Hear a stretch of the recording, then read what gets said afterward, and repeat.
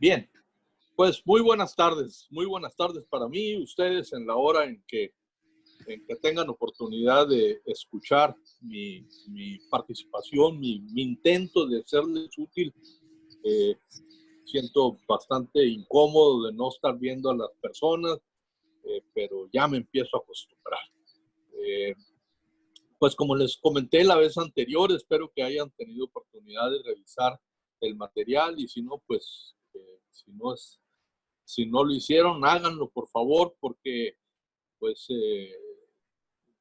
como que ya me di cuenta pues que la explicacioncita de algo sirve. Y entonces yo lo hago con mucho gusto y casi quisiera decirles que hasta con cariño, porque me gusta este asunto.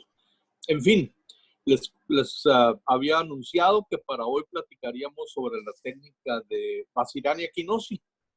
Les comenté que ya en alguna ocasión previa, que la técnica hoy en día aparece en la literatura como Vazirani Aquinosi, Vazirani-Aquinosi, no como aparece aquí de Aquinosi nada más. Y, y bueno, ya les conté el porqué de ese nombre hoy día. Me gusta mucho abundar sobre eso, pero hoy no lo voy a hacer. Lo que pasa es que en aquellos tiempos, fíjense nada más que simpático, se publicó paralelamente por los dos autores una técnica casi exactamente igual, pero pues no había el tiempo real. Entonces, pues en el caso personal, pues me considero muy afortunado porque viví ese pasado donde aparecían las publicaciones mucho tiempo después de que se hacían y, y no hoy día que uno está viendo en las noticias, a veces las noticias impactantes las está viendo en el momento de lo que ahora hemos dado en llamar tiempo real. Pero bueno, no existía eso y por eso Vazirani la publicó por su cuenta, Aquinosi la publicó por su cuenta y después para darle su justo para valor a ambos, a su trabajo, pues se le pone así, Vazirani Equinosi. Pero bueno, la técnica en sí, yo busco mucho de iniciar cuando hablo de cualquiera de las tres técnicas mandibulares, eh, gusto mucho de decir que no pueden ser muy diferentes, son bastante diferentes, pero finalmente tienen que parecerse mucho porque son bloqueos de los mismos nervios o casi de los mismos nervios, porque ya vieron que la técnica de George Gates es una técnica más, eh, cubre más nervios, les dije yo de manera pues así media irónica, peyorativa, se llama eso así medio irónico y medio en broma, de que era la mamá de la madre de las técnicas, porque es un bloqueo mandibular que abarca más nervios, abarca el nervio miloideo, como podrán recordar que lo mencionamos. Pero bueno, les dije también que era una técnica muy alta. Esta también es alta. Esta no está tan alta como Cow Gates porque va a ir a la parte inferior de la escotadura sigmoidea. Pero como la original, vamos a llamarla así, la clásica, la de la espina de Spix, es más abajo, pues esta se le considera un poquito más alta. Y ahí quisiera yo hacer una reflexión para ustedes y que me hagan favor de pensar un poquito en torno de mi comentario. Eh, Nunca lo he leído, no sé que exista reportado, pero a mí me late que los autores, tanto en el caso de Gau Gates como en el caso de Vazirani Equinosi, a mí me late que los autores fueron tan inteligentes ambos que dijeron, ¿cómo le hago para que esta técnica que falla tanto, la espina de Spix, no falle tanto? Ya sé, me voy a ir más arriba y más atrás, porque si me voy más arriba y más atrás, me voy más cerca de los nervios en su origen. Y ahí hago yo una analogía, me gusta pensar así. Las ramas de un árbol están más cerca una de la otra cuando están cerca del tronco del cual se originan. Bueno, pues igual, las ramas nerviosas están más cerca de su tronco común, que es el nervio mandibular, entre más arriba y más atrás se vaya uno con la inyección. Y les decía la vez anterior, inclusive se llegó a pensar que esas técnicas iban a ser, habrían de ser por necesidad mucho mejores que la mandibular de la espina de Spix, pero está demostrado con estudios clínicos que no es así, pero ya les platiqué pues cuál es mi criterio. No son mejores, pero es muy agradable y da mucha tranquilidad al clínico tener tres maneras de hacer lo mismo. Eso resulta muy conveniente. Entonces, bueno, pues familiarícense con las tres, apréndanse las tres, practiquen las tres. Un buen día digan, no, las otras, esta y esta no son la mía es esta. Pero no se olviden de las otras, porque algún día las van a tener que recurrir a ellas, entonces conviene bastante tener esa posibilidad de echar mano de una o de otra en el momento en que la situación así lo merite. En fin.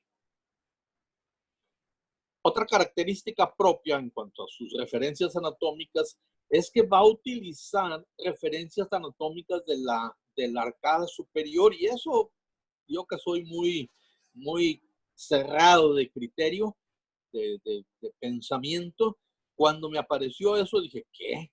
La línea mucogingival de la arcada superior de la mucosa en la arcada superior, ¿qué tiene que ver con un bloqueo mandibular? Bueno, pues lo que pasa es que si armamos el cráneo y lo vemos armadito, vamos a ver precisamente que a nivel superior inferior, acuérdense que tenemos que pensar tridimensionalmente, a nivel superior inferior, la línea mucogingival queda a nivel con el cráneo armado, con la mandíbula puesta en su lugar, va a quedar a la altura de la escotógora sigmoidea, un poquito por abajo de ella. Entonces, yo no les puedo decir, es una broma, perdón, yo no les puedo decir, toquen la escotógora sigmoidea y 2 milímetros abajo, porque eso es imposible. La escotógora sigmoidea no la podemos tocar, pero sí podemos ver la línea mucogingival de vestibular superior.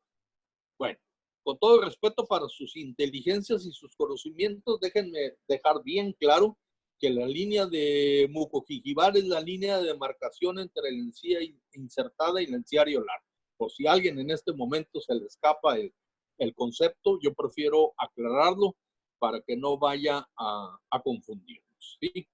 Bueno, el otro aspecto muy característico de esta técnica es que es una técnica que se realiza con la boca cerrada. O sea, va a ser, ya se los dije la vez anterior, va a ser la técnica ideal, la de opción a utilizar en los pacientes con trismus, ¿sí? Y nos va a ayudar bastante. Tiene otra característica que a algunos clínicos les parece de lo más incómodo, que la aguja va a penetrar 25 milímetros y nunca va a hacer contacto con hueso.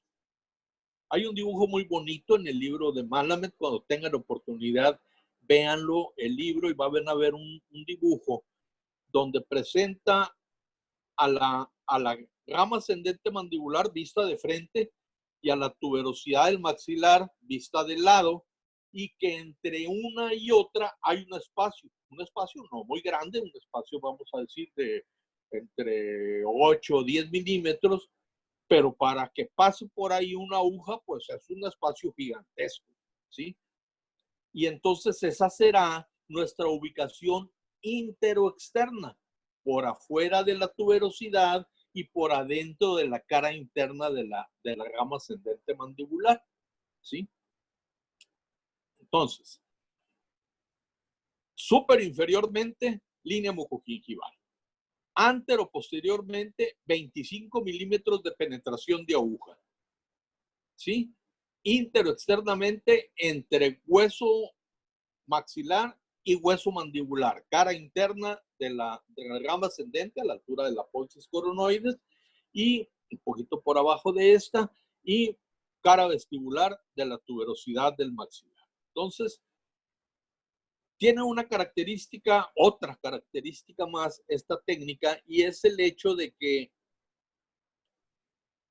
vamos a dirigir, y quisiera explicarlo sobre todo por el significado que tiene.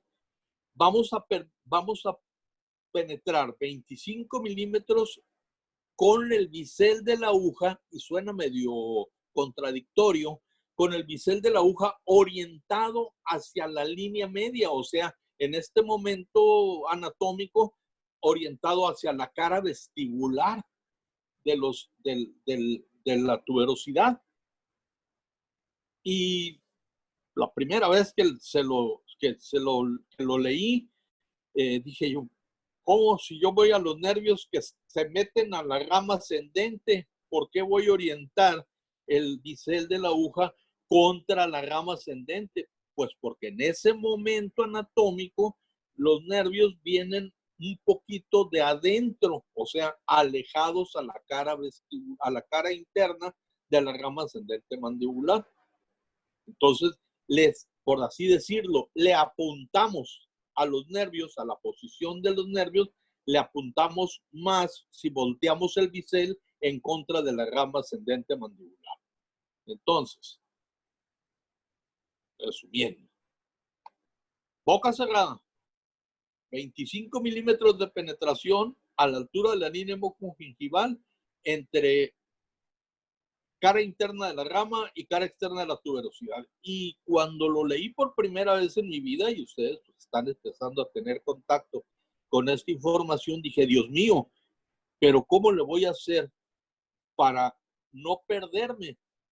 Pues precisamente con esas tres orientaciones, tres cuidados anatómicos, no me puedo perder, ¿sí? Voy entre un hueso y otro, voy a la altura de la línea mucogingival y me meto 25 milímetros. Ustedes y yo sabemos que una aguja larga mide aproximadamente 30 milímetros.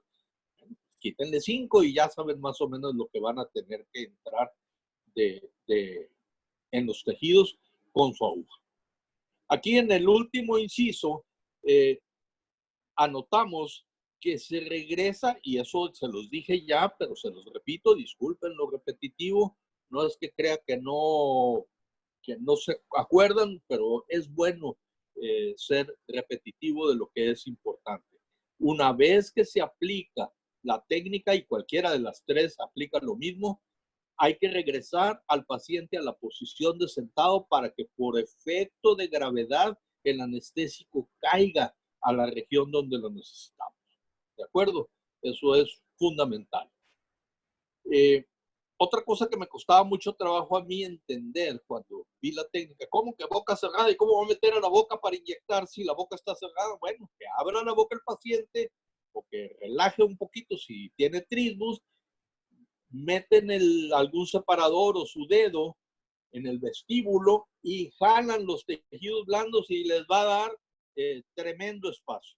Localizan todo lo que necesitan y se meten.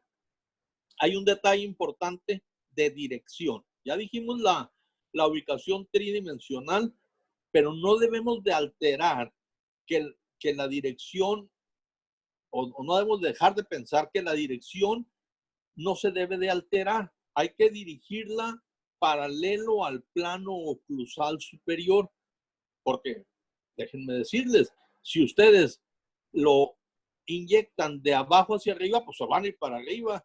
Si lo inyectan de arriba hacia abajo, pues se van a ir para abajo. Entonces tienen que ir paralelos para que vayan al punto que ya mencionamos, que es a la altura de la escotora sigmoidea, discretísimamente por abajo de ella.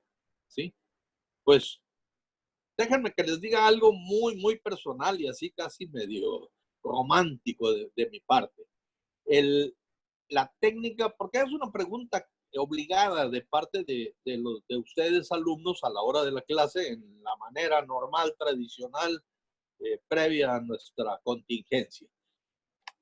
Doctor, ¿cuál de las tres es la mejor? ¿O cuál es la que a usted le gusta más? Bueno, a mí me gusta decir en este momento que mi técnica favorita es en el lado derecho esta, porque yo estoy sentado del lado derecho del paciente y puedo ver muy bien mis referencias anatómicas. Y en el lado izquierdo, mi técnica favorita es la mandibular de la espina de Spix o, segunda opción, la mandibular de Gauge. Y finalmente, aquí es algo también muy así de, ya tendrán ustedes la posición, primero Dios, de ser unos clínicos activos en práctica y de repente agarra uno la jeringa y dice, le voy a poner esta, o ahora le voy a poner esta. Finalmente no dejen de practicar las tres para que estén familiarizados. Bien, pues yo creo que eso es todo. Quisiera nada más anunciarles, porque es mi estilo siempre, anunciarles que la próxima vez, de acuerdo a la secuencia que se sigue en el curso, que nos marca la carta descriptiva del mismo, nos faltan por revisar el bloqueo del nervio bucal largo. Yo tengo mucho que platicarles de anecdótico en cuanto al bloqueo del nervio bucal largo como bloqueo independiente, porque cuando yo estudié lo hacíamos junto con la técnica mandibular de Spina Spix, cambiando un poco las posiciones, pero bueno, no les quiero meter mucho ruido con eso porque los puedo confundir. La cosa es que Malamud describe, y se los voy a platicar la próxima vez, describe al nervio bucal largo en su bloqueo como un bloqueo independiente. Y tiene muchísimo de razón y ya les explicaré en la próxima ocasión. Y como es tan breve la disertación sobre esa técnica, pues me gustaría fusionarla con la técnica de bloqueo con otras dos técnicas de bloqueo a nivel del agujero mentoniano, que son la técnica mentoniana y la técnica incisiva, que cuando su servidor estudió era la mentoniana y nada más, pero Malamud es tan sutil, tan detallista en su trabajo, que nos describe una como técnica incisiva y la otra como técnica mentoniana. Y tiene muchísimo de información que respalda eso y muchísimo de razón en su manera de pensar, pero como que los mexicanos somos de otro estilo de pensar. El mexicano dice, pues de todos modos, si le vas a poner la inyección donde mismo, da lo mismo. Creo que vale la pena analizar el por qué maneja Malamud las cosas de esa manera, porque finalmente nos ayuda a recordar los conceptos y nos ayuda a entender el desglose que él hace tan fino de cada concepto que nos está transmitiendo. Dejen por último ponerles esta imagen donde podemos ver cómo la aguja paralela al plano oclusal y a la altura de la línea mucogingival, ¿sí? Penetra 25 milímetros para quedar a la altura de la escotadura sigmoidea discretamente por abajo de esta y bloquear al nervio bucal, al nervio mandibular y sus tres ramas, el bucal largo, el dentario inferior y el lingual, ¿sí? Entonces, esta es la técnica. Y vean con la boca cerrada, porque si el paciente abre, todo cambia, ¿sí? Tiene que ser en esta posición. Y vean cómo el espacio es excelente para que penetre perfectamente la aguja a ese nivel. Creo que la otra ya es... no, sí, me costó mucho trabajo.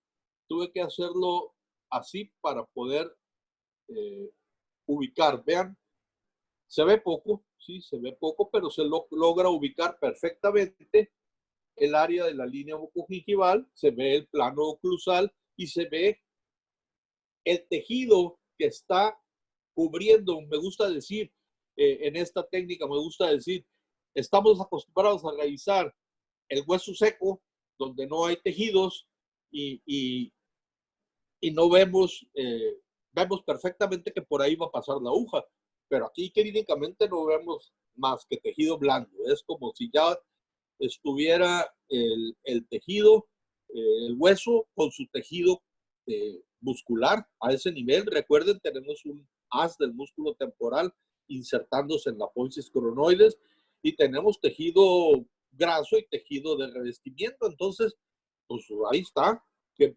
tenemos como si hubiera una pared de mucosa, pero sabemos perfectamente que puede entrar ahí nuestra aguja para llegar a los 25 milímetros de penetración.